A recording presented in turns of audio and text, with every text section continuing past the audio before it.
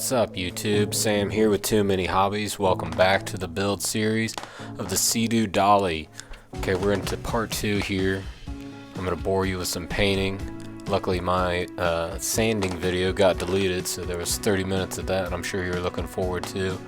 The big thing with the sanding is basically just doing the edges of that horizontal board that the carpet's going to go on that you'll see later. Making sure that those are nice and round, so that your carpet's not getting torn up there on those sharp edges. Other than that, you really don't have to do too much with this. If you want to get into it and sand all the edges, you know, be my guest, but at the end of the day, you know, none of that's going to be necessary. Just making sure those sharp edges are gone. And then I'm going to be painting this here with paint that I already had. You do whatever color you want. I just had this sitting around, so I'm going to make use of it before it goes bad. You can see the casters on here now. Again, these are going to be swivel casters. That means they can go spin all the way around.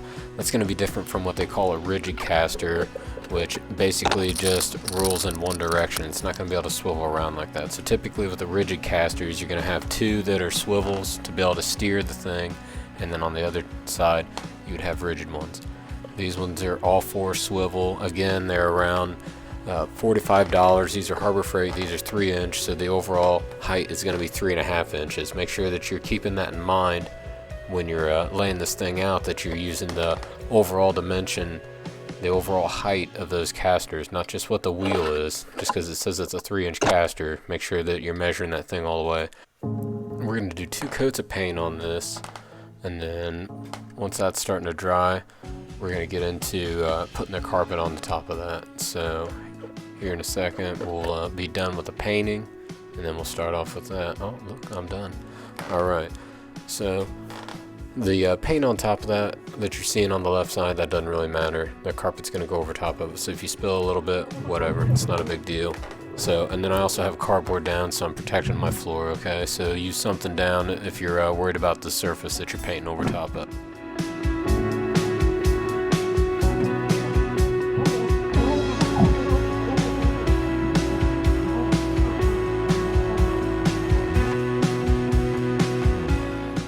Alright, so we're going to get ready to start cutting this carpet. I'm measuring overall length of this. So again, my horizontal boards, those runners that the carpet's getting attached to, those are going to be 5 feet. So I'm going to give myself about maybe 5 inches, 4 inches on each side. Okay, you can always trim off a little bit if it's too long. Can't add it back on though. So give yourself a couple inches on each side to attach this down. And then I got a scrap piece of 2x6 underneath that I'm going to cut on, so you're not cutting into your nice floor. Use a straight edge, and do yourself a favor and put a brand new blade in that box cutter. Make it a lot easier on yourself. So we're going to measure this out here, and this is just an old piece of carpet that was left over from when the floors were done in the house. It was up in the attics, not doing anything else, so perfect time to use this. So we're going to cut this down the middle. Again, I moved that 2x6 underneath so that you're giving yourself a nice surface to cut against there. And again, use that new box blade, makes it a lot easier on you.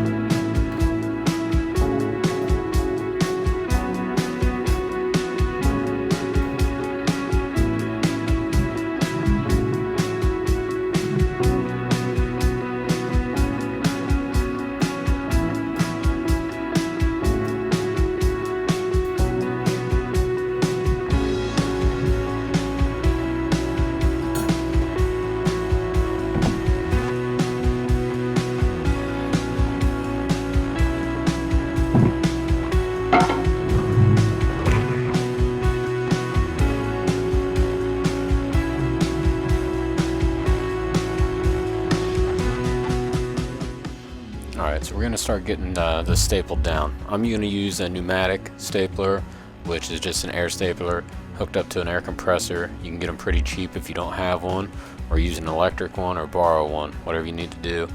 And so first thing I'm going to do is get this end put down, and I'm going to staple it on the bottom side and then onto the edges there on the side. So basically think of it as wrapping up a gift. You're wrapping that Christmas gift up or whatever. You're going to fold those papers in on the side, just like you're going to do this carpet here. Okay, so tuck that in, and you see here I should be wearing some safety glasses, so I'm gonna own up to that. I had my regular glasses on, wasn't really thinking about that, and so make sure you're using your safety glasses on this. Those things come flying out of there, miss and hit or whatever, so learn from my mistake here, and I'll try and do my best next time around here. So right now I'm going to be stapling on the bottom. I've already stapled it on the edge that's facing you. We're going to staple it here.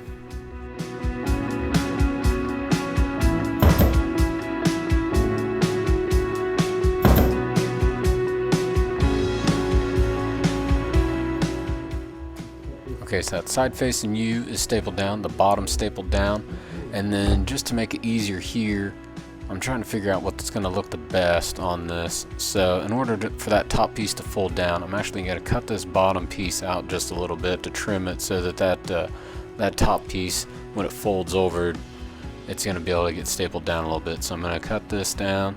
So again, I'm using this brand new razor, so make sure you're being careful with that. These things are obviously razor sharp, so you want to be careful using these. Don't want to cut your finger.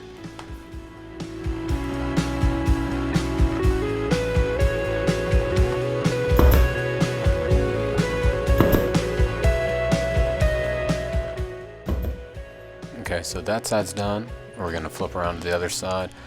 And I'm going to do this side a little bit different. I didn't like 100% how that other side turned out. So I stapled that inside piece down to where it made that tighter, so when this top piece folds over, the other side, when I cut it like that, you had a little bit of those threads hanging, and it just wasn't as clean as a look as I wanted. So staple that inside piece down, and then the slack that's left over, you're going to fold underneath, staple it down on the bottom, and then grab that whole piece there on the side, staple it. The only place you don't want to put staples is on the top. So anywhere else is free game. However, it's going to get it to where it's tightened down. So you see me grabbing that and pulling that as tight as I can, and we're going to start running staples down on the bottom side and work our way down. Alright, so when I'm stapling this though, I'm moving my hand back and my arm away so that if that thing does accidentally go through or something, I'm not Happy Gilmoreing myself. So might not have the safety glasses on, but you gotta give me props for that at least. So right here I'm cutting up on the sides where these boards run vertically so that that's not holding that carpet back from being able to be tucked up all the way. So all I did was fold that edge under where I'd cut it, where those 2x are, and fold that over on itself to where then the cut edge is underneath so that you have a nice clean edge. And we're going to do the same thing on the other end. I'm just going to keep running these staples down and go from there.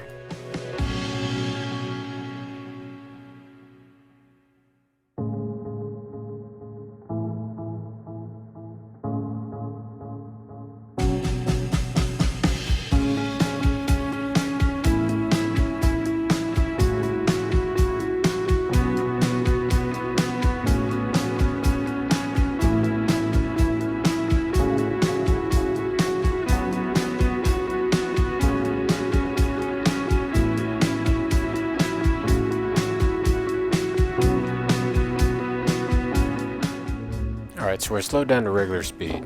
So we're going to go through this again. We're going to cut on both sides of those 2x. We're going to cut upwards.